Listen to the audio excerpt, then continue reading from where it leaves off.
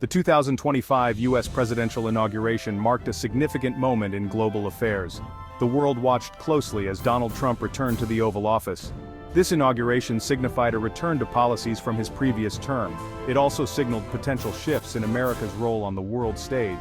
The inauguration drew attention from world leaders, policymakers, and citizens globally. Everyone was eager to understand what a second Trump presidency would mean for the future. The inauguration speech, delivered on the steps of the Capitol building, offered some clues. President Trump emphasized a strong commitment to putting America first. He reiterated his skepticism of multilateral agreements and international organizations. The speech, while light on specific policies, set the tone for a potentially transformative period in international relations. The world waited to see how these pronouncements would translate into concrete actions.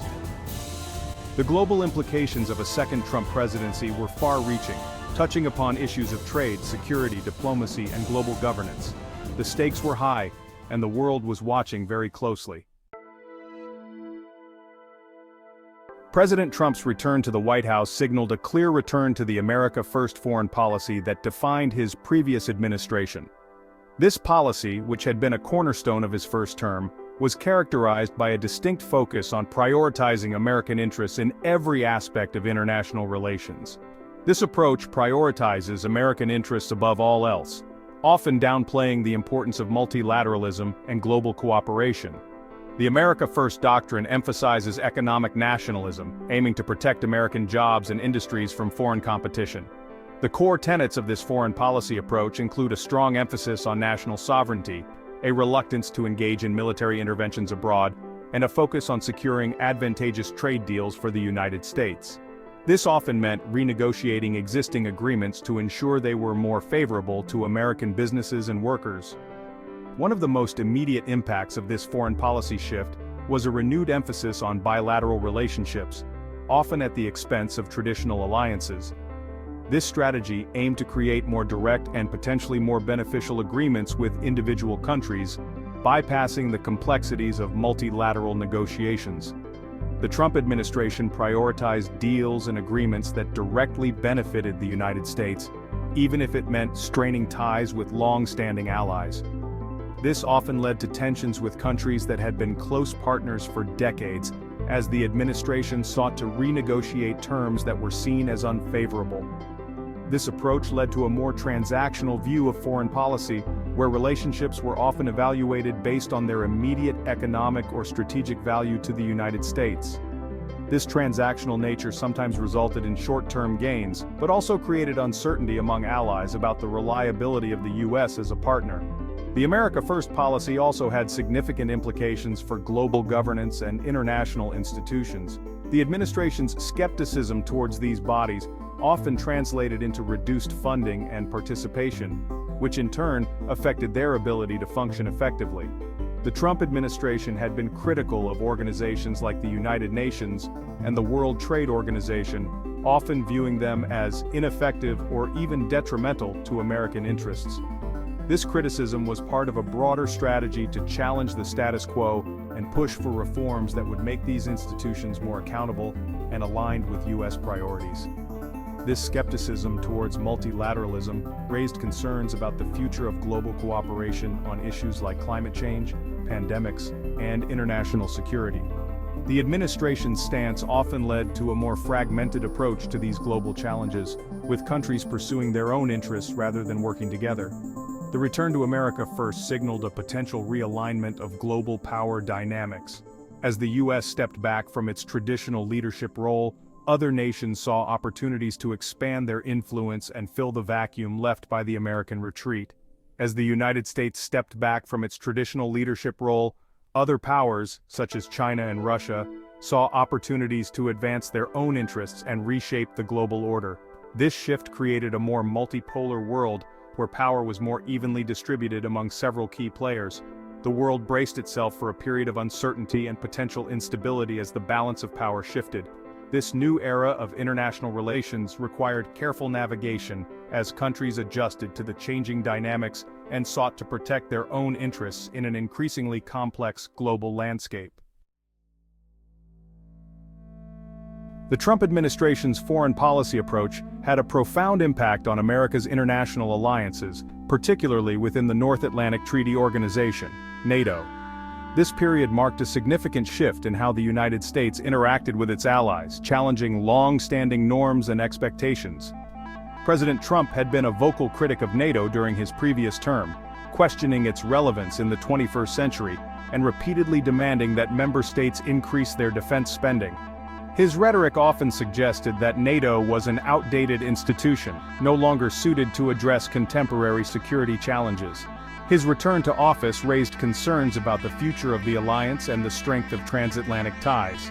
Many European leaders were apprehensive, fearing that the U.S. might withdraw its support or significantly alter its commitment to collective defense.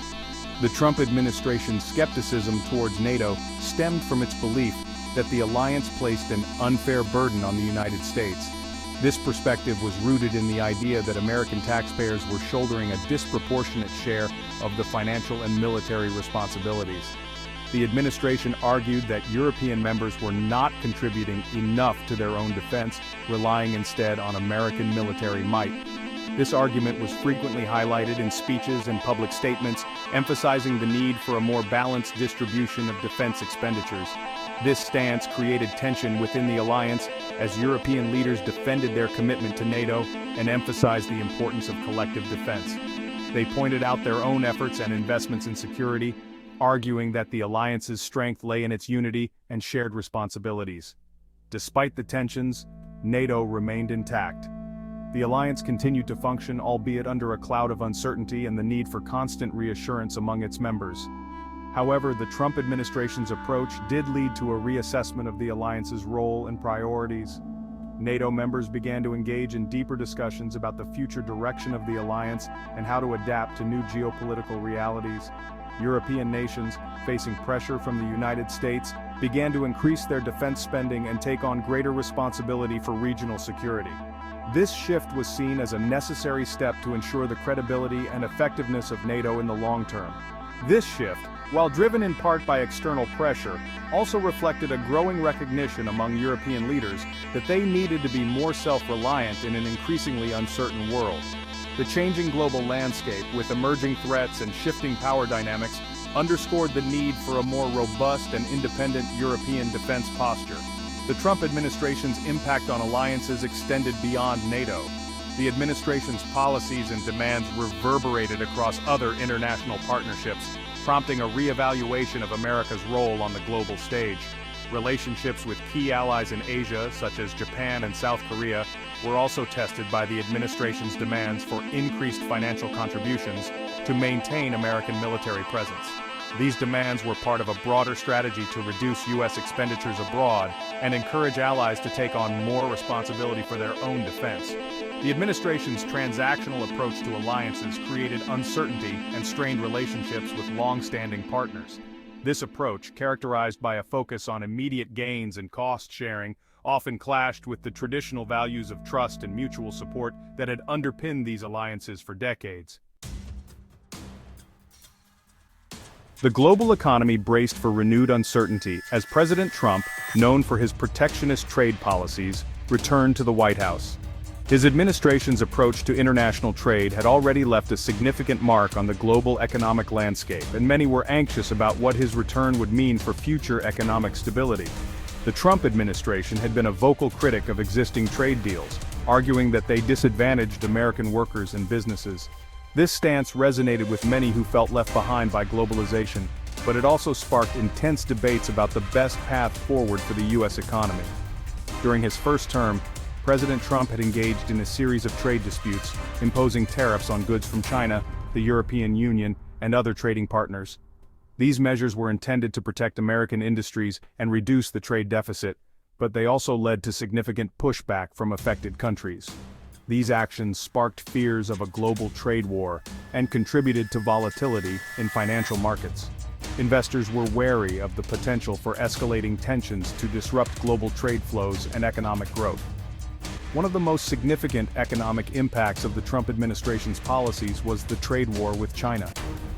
This conflict had far-reaching consequences, affecting not only the two largest economies in the world, but also the broader global market. The administration imposed tariffs on billions of dollars worth of Chinese goods, citing unfair trade practices and intellectual property theft. These tariffs were meant to pressure China into changing its trade policies, but they also led to higher costs for American businesses and consumers. China retaliated with tariffs of its own, targeting American agricultural products and other key exports. This tit-for-tat escalation hurt American farmers, who found it increasingly difficult to sell their products abroad. The trade war had a significant impact on both economies, disrupting supply chains, raising prices for consumers and businesses, and slowing economic growth. Many companies had to rethink their sourcing strategies and look for alternative suppliers to mitigate the impact of tariffs. The Trump administration's approach to trade was characterized by a preference for bilateral agreements over multilateral arrangements. This strategy was based on the belief that one-on-one negotiations would yield better deals for the United States. The administration argued that bilateral deals allowed the United States to negotiate better terms and address specific concerns more effectively. This approach, however, also led to uncertainty and instability in the global trading system. This approach led to the renegotiation of the North American Free Trade Agreement, NAFTA, which was replaced with the United States-Mexico-Canada Agreement, USMCA. The new agreement aimed to modernize trade relations and address issues that had emerged since NAFTA was first implemented. The USMCA, while making some changes to NAFTA, largely maintained the framework of free trade between the three countries. It included provisions on labor rights, environmental standards, and digital trade, reflecting the evolving nature of the global economy. The Trump administration's trade policies had a ripple effect across the global economy. Countries around the world had to navigate the new trade landscape, adjusting their own policies and strategies in response to the changes coming from Washington. The uncertainty surrounding trade relations with the United States led businesses to delay investments and adjust their supply chains. Companies were hesitant to commit to new projects or expand operations without a clear understanding of future trade policies. The tariffs imposed by the United States and its trading partners contributed to rising prices for consumers and businesses worldwide. This inflationary pressure added to the economic challenges faced by many countries, particularly those heavily reliant on trade. The trade tensions also highlighted the interconnectedness of the global economy and the potential for economic conflicts to escalate into broader geopolitical disputes. As countries grappled with the fallout from the trade wars, the need for international cooperation and dialogue became more apparent than ever.